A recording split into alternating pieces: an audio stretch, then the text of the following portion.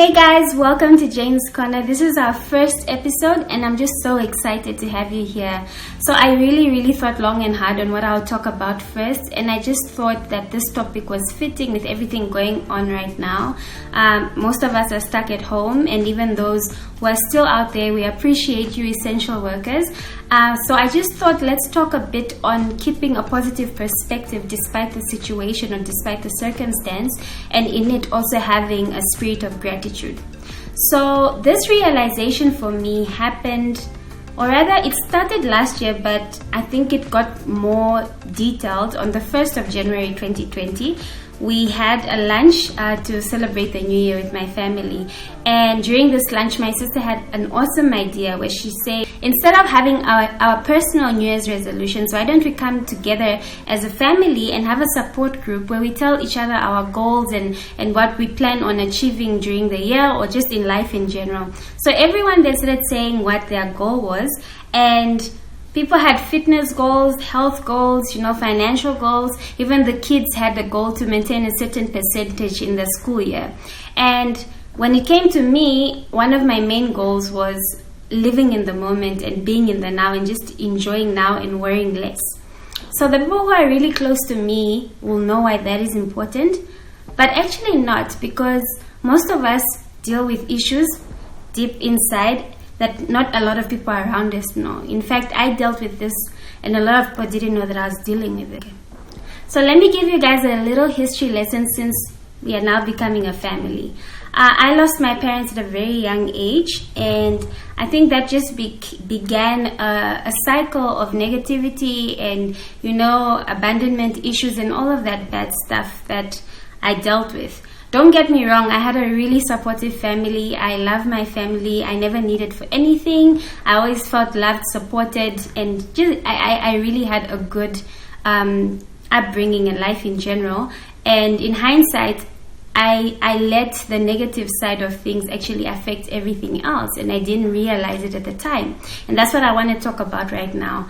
I had issues with, like I said, I lost my parents at a young age, and that that having that feeling of being an orphan, and then feeling hopeless, and then obviously all the life issues that we all deal with, whether it's work situations, finance situations, relationship situations, and all of that stuff. And then I also had quite a few health scares in my life, and that just added on to the negativity. But what's funny is I never even realized that this was the mindset I had until I started dating my now husband. And he sat me down when we started dating, and he's like, you know what? I really like you and I want this to work, but there's something that really gets to me. And I was like, what? And he's like, you're negative. You're a negative person. And I was like, me negative? And I didn't think of it, because usually I'm always laughing, joking around, and always wanting to have a fun time. But then I guess deep down it starts to come out, when you have those real moments. So before I get deeper, I just want to make one thing clear. I'm not saying one is not allowed to feel bad or worry or be sad. In fact, I actually believe in venting and crying out when you feel something. I think it's quite healthy actually to have that release. I know people are dealing with serious illnesses, life-threatening illnesses, but dealing with financial crisis. I know people who are dealing with loss and just so many things. And so I know that life can really have its toll on all of us. And that's the thing. That's life. And for me, what changed was I had to accept the harsh reality of what life was. It's going to be full of ups and downs, and sometimes the downs are even more than the ups. And that's just what it is. We can't change it. If anyone has had a life without challenges and hardships, please give us the guide, because I don't know anyone who's had a perfect life. But the point of me talking about this now is just for us to understand that despite those challenges, we can move forward, to have an onward perspective, so that we don't let our pain and our challenges dictate the rest of our lives. I came to the realization because I just got tired of being tired. I got tired of feeling down and negative and all of that. And one thing I'm going to share with you is I realized after so many years of my life that actually choosing to remain in negativity is unproductive. And I know it sounds so like, duh, yeah, it is unproductive. But when you're in it, sometimes you don't see it. And the reason I'm saying you choose is because God created all of us with free will. God doesn't force anything on any of us. We have the choice to do this or to do that. And I chose to stay in that negativity. And I realized that it was unproductive because I started to miss the good that was in front of me. You know? Let me make an example, a personal example. When I started dating my husband, he was just such a good guy, supportive, kind, loving. He just checked all the boxes. But there was just one thing that he couldn't get right, and that was being on time, guys. Like, for the life of me, like, we would set a date for him to pick me up at 6 o'clock, and he would show up at 7, and even sometimes 7:30, and it would just get to me. And I remember I was living with my friend at the time, a very good friend of mine, and she would be like, but Jane, he does all this other good stuff. Why do you have to stick to this thing? Like, pick your battles. And at the time I was like, no, don't belittle my feelings. And when I think about it now, it's so silly because I chose to focus on that one thing, and it would ruin the whole date or the whole evening or how the evening was supposed to go. And don't get me wrong, I'm not saying people shouldn't be held accountable. If it's wrong, it's just wrong. So yes, he did have to show up on time, and he did have to communicate if he was going to be late. But what I'm trying to say is, focusing on that one thing then starts to put a gray shadow over everything else. You get what I mean? And for me, when I think back now, how many moments I lost, you know, that we could have connected, had deeper connections, and just had a good old time. But I chose to focus on that. I remember that I'll be like, okay, fine, we'll go on the date because we already made reservations. And he would even sometimes bring flowers, and I wouldn't even see the flowers because the point is he was late. And you see why I'm saying how just focusing on that negative thing stains everything else. And it shouldn't be like that. We shouldn't miss the good stuff just because one thing went wrong. And I think another example that I think we can all relate to is work, right? I think everyone has had that one colleague or that, you know, just that one situation that happens with work, whether it's that colleague that you don't get along with, or maybe they introduced a new policy that you're just not liking. Now, all of a sudden, that one situation affects how you feel about your entire job. How many of us have said, oh, I hate my job. Oh, why do I have to go to work today? Just because of that one colleague that did something to you. Do you see what I mean? That one situation now makes you say you hate the job that so many people are praying for in this economy. You hate the job that provides for your luxuries. You hate the job that provides for your family. Imagine. And just, that's why I'm saying, you see how unproductive focusing on that one thing and being negative can just hinder you from seeing all the other good things in your life. Well, the other thing I also noticed from me remaining in that negativity is it was such a self-destructive route that I was taking. Have you ever noticed that the more you think about bad stuff, the more it continues to just, it's like a domino effect.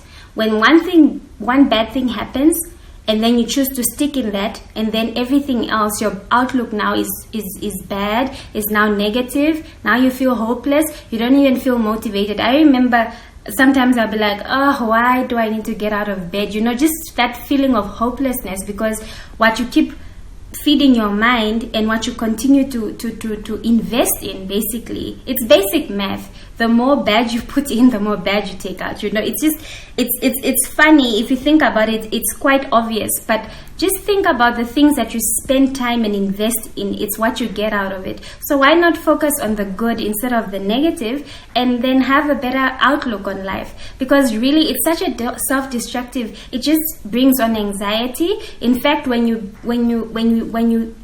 stay in that negative space, it leads to depression. It's one thing to cry for 1 day, 2 days, 3 days, but then you're in your bed for a month. I remember I wouldn't even want to get out of bed, or I just didn't want to socialize. I just wanted to stay indoors. And you see what I mean, how I'm not saying there's anything wrong with staying indoors, but you see how negative it just becomes a self-destructive way of life. And I chose not to. In fact, the word talks about how we need to focus focus on the good things, the things that are good, the things that are pure, the things that are noble, so that we can have God's peace. And I just think of that, and how when you focus on the good, really, you look at life from a different perspective. In fact, the Bible also talks about how we need to guard our hearts, and I look at it from a lot of perspectives, because what you allow to affect you, and I know sometimes you don't have control over that, but what you're allowed to dwell on starts to poison your heart, and it starts to poison your mind, and then that affects your actions. The Bible says, for everything that you do flows out of your heart, so you need to guard it. You see how just self-destructive it is when you choose to stay and hold on to that negativity. Yeah, so those are the two things that I was like, no, I can't do this anymore, because this is just so unproductive. And this doesn't mean that we don't acknowledge the problem. We acknowledge the problem, but then we choose to move on in spite of the problem. So that's what this is about. So I started practicing a spirit of gratitude in my daily life, and one of the things that I started doing was journaling. And I know it's not for everyone. My sister-in-law said she told me she has a gratitude app. Some people, people do it differently. I just like to have a tangible thing that I hold and, write. For me, that's what works. And so I would start off the day with just maybe 3, 4, 5 things that I'm grateful for, and actually jot them down. And what I noticed, it kind of starts the mood of the day. When you start on a good tone, it's difficult for you to complain later, because now you can't complain about something simple as traffic when you just say, thank you, Lord, that I woke up this morning. You're thankful for your life. You're thankful for your health, and all those little things. It's difficult to now look at life negatively throughout the day, because you started it on such a positive note. So the other thing I also said to do is to focus on what I have instead of what I don't have. And I'm so guilty of this.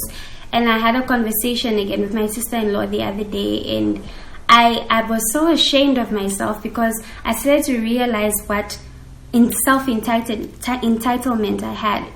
When we are so entitled that even the blessings that we get from God, we don't even recognize them as blessings anymore. We almost just think that it's a given that we should wake up. It's a given that we should have food in the fridge. It's a given that we should have our health or our family and friends.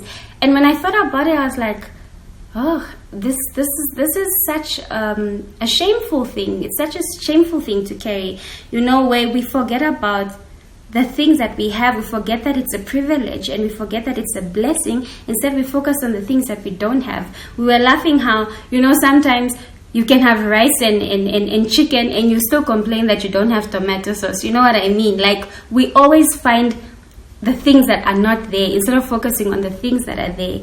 So I was thinking, instead of complaining, why not apply the resources God already gave us? And sometimes in that moment when you're actually focusing on what you have, you actually start to realize that you're blessed more than you realize, and you can make do with what you have. And I always tell myself that there's an opportunity to grow. There's always an opportunity for character development in every hardship, in every challenge. And I always think, if I'm continuously complaining and I can't be kind and I can't be humble and I can't be thankful with the little I have now, then what makes me think that I'm ready for the next blessing, and what makes me think that I'm ready for the next step, I think that there's something beautiful about humility in the moment and just being grateful in the now and focusing on what you have. And I think it's a beautiful thing, that spirit of gratitude, showing God that you appreciate what He's given you. The important thing to remember, and it's something I remind myself, we shouldn't take our blessings for granted, because, to be honest, they could easily be gone tomorrow. The same things that we take for granted today, we could easily wake up without tomorrow. We need to really sit down with ourselves and think how blessed we are to actually be in the positions we are in, without looking to what is missing and looking at the missing pieces, because God knows our needs. And oftentimes the things that we want, that we are looking for and missing, usually it's the wants, but we already have the needs. The other thing that helped me practice the spirit of gratitude on the daily. Like I said earlier, the goal that I set for myself was to be in the now and live in the moment, and to pay attention in the now. And I'm not saying there's anything wrong with thinking future-based and planning for the future. In fact, I think it's important. That's why we need things like retirement plans and insurance policies so that we are prepared in case. But that shouldn't be our mindset in our everyday life, where we're just thinking the next thing, the next chapter, the next thing. You know, when you focus so much on tomorrow, you take today's situations for granted, the people around you, the opportunities that you've been handed. I even realized for myself that when you look at what you haven't accomplished yet and you're saying, oh, in 5 years I need to have this, I need to have this much money in my account, and I have to this and that, then you forget on how far you've come. And to be honest, sometimes in this era that we are living in, especially with social media and everything, you can just be content in your house, have you noticed? But then you go on that Instagram and whatnot and you see people living their best lives. Now all of a sudden you remember that you don't have that car or you don't have that job. And the truth is, comparison is a theft of joy. And we need to focus more on the now and what we've accomplished. And I think that you can really develop a spirit of gratitude. I always think how spoiled and just negative I was about how much I haven't accomplished. But God's grace brought me this far. How many times has God brought me out of situations, but I choose to ignore that because I'm still so focused on what's ahead. And tomorrow isn't guaranteed, to be honest. I don't mean to be dark there, but tomorrow isn't guaranteed. So why not make the most of the now and stop worrying about what could have been, what should be, and just be in the now. Enjoy the little things. Enjoy the little things. And also when you see what you've accomplished so far by God's grace and all the hard work that you've put in, I feel like that spirit of gratitude will motivate you in a way it's more humbling, because you see how far you've come and your perspective will be in a more positive light instead of just pushing for the next thing. When you're driven in that sense, you even end up stepping on people and like I say, dismissing people and not realizing you're doing it because you're not grateful of what you've accomplished so far. And you'll never be full.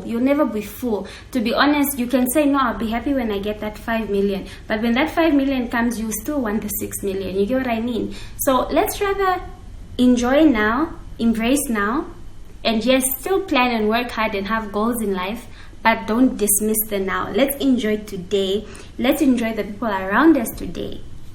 We find gratitude in the simple things by being kind to one another, being attentive, and when you pay attention to the little things, the people around you, your family, your friends, you start to have a new zest for life because you are like, wow, it's the little things that really matter. It's really the things that really matter. And when you focus on that, unlike holding on to the negativity, like I say, that's self-destructive. Now you're enthusiastic, you're motivated and determined. Even when you wake up in the morning, you have a goal because you're like, you know what, I learned from that mistake and now I'm moving forward. You know what, I want to do better and I want to enjoy my life. I'm not going to sit here and act like, whoa, I woke up one day and I just had this epiphany and everything changed overnight. No, it's a thing of being honest with yourself and going into those little dirty corners that we all hide from each other, those personal struggles, those secret struggles that you can be in a room with people laughing, but when you go home, we all have things we're hanging on to. Really reconciling those issues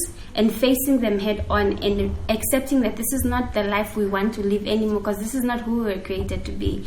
God created us to be joyful, And when I say the capacity of grace, I'm talking about accepting life for what it is, accepting the challenges that come with life, and accepting that it will be full of hardships and hurdles and all of that. But in the same light, being able to see, having the ability to see the beauty in life. Because despite all these bad things that might happen, there's still the beauty, there's still the silver lining in every situation if you just pay attention. And that's what I noticed. And it's such a beautiful realization. And like I said earlier, there's always an opportunity for character development, guys. Like, always. And we have to be grateful in everything that we do. The Bible talks about giving thanks in all circumstances. It doesn't say in some circumstances. It doesn't say when you get the tender approved, or when you're in love and things are going well, or when you got that job that you wanted. No, you also have to be thankful in those situations when things are not going so well. When that project was not approved, when you didn't pass that test, we have to be thankful in all circumstances, not just some circumstances, because it's our attitude during those hard times that determine the type of people that we'll be once we get out of the situation. Are we going to be the people who persevered? Are we going to be the people that get out and are able to encourage the other person once we are out of it? Are we going to be the people who are stronger because or in spite of the situation? Or are we going to be the people that were hit just like everyone else, which is sad, but then are still living in the same pain and fear 20 years later because we choose to stay in that? And I was that person for the majority of my life. I was that person who chose to stay in it. And I say choose because it is a choice. It's hard. It's so hard. But you can get out at the other end and have a smile on your face and realizing that there's more to life than just feeling sad and lonely. And even if people don't know what's going on, the facade is there, but you yourself know what's going on. I'm sure you can ask so many of the people who know me and they wouldn't even think I had this story. But because we all have different struggles, and this is what Jane's Corner is about, those different struggles that we suffer in secret that no one knows. And even in this time of the pandemic, we're at home now. This is a time where we are really facing ourselves. Let's face ourselves and really try and work on those things maybe that maybe are holding us back a little bit. And I'm going to talk so much more on other topics, on shame and worry and just so many other things. I'm so excited. But what I'm trying to say is we all face situations, and this is a community, and there's a beauty in sharing, and there's a beauty when someone is able to be empathetic with someone else. And so I'm going to challenge you guys to comment down below and comment on the things you're grateful for. Let's have a spirit of gratitude challenge. Say what you're grateful for, or maybe something that you went through, because maybe you are on day 20 of your challenge and you went through it, and someone else is on day 1 of the same challenge, and they can be encouraged with the same situation and they can hear your perspective. It's about sharing, it's about community, and I'm so glad that you guys are here and we're able to share these discussions. And I hope to see you soon. I'm gonna link down all the verses that I spoke about so that you can read them in full.